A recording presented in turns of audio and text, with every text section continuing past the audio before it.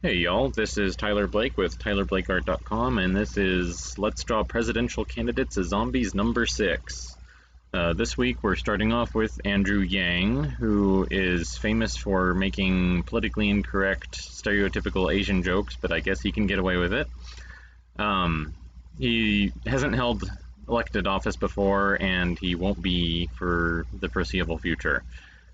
He is an entrepreneur. I don't really know what kind of business he was in, but he's yet another one who has already dropped out of the race. In fact, I think by the time I get to, I mean, it's pretty much down to Trump and Biden right now. So by the time I get to them, you know, they'll be the only ones left. So, anyways, this is still using my cool gray color, which they call Parma gray. I'll have to look up Parma and see what it means. It's probably cool in French or something. Um,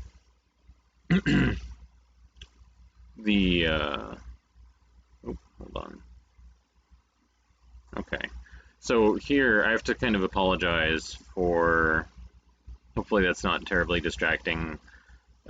With the lighting,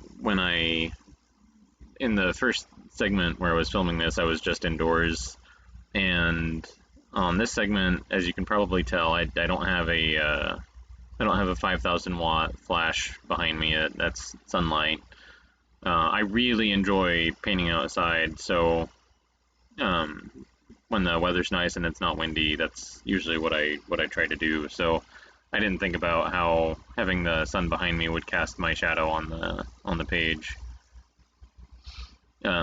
But yeah, I'm out in the desert painting outside there, doing my best Lori Keefe impersonation, except for doing zombies instead of giant flowers. So, let's see. I tried to find a really good Andrew Yang joke and I just couldn't do it. So he's kind of already faded into obscurity. So, quick landscape shot. This is one of my favorite spots to paint. I don't know what it's called, but it's out in the BLM land.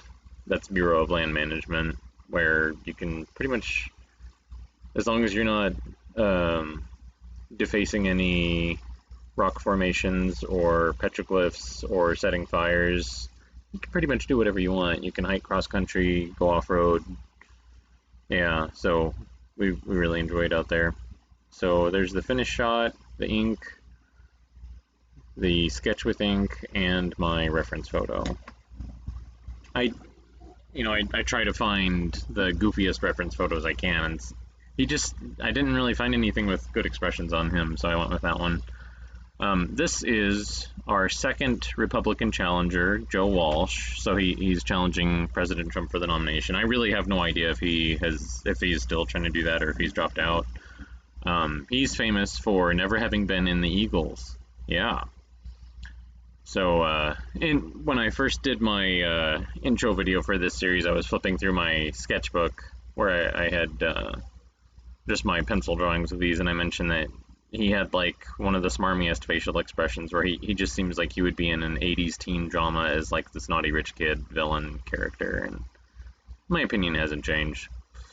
At least in this, I've seen other photos where he looks fairly normal, but this one was like, oh yeah, that's gold.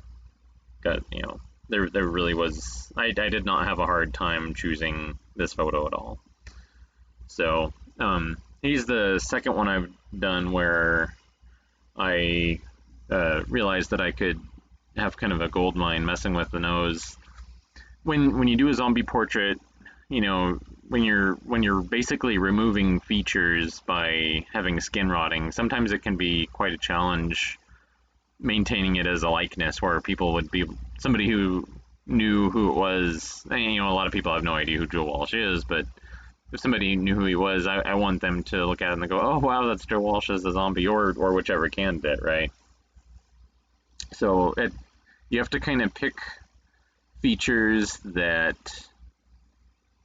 that maybe aren't their trademark characteristic features.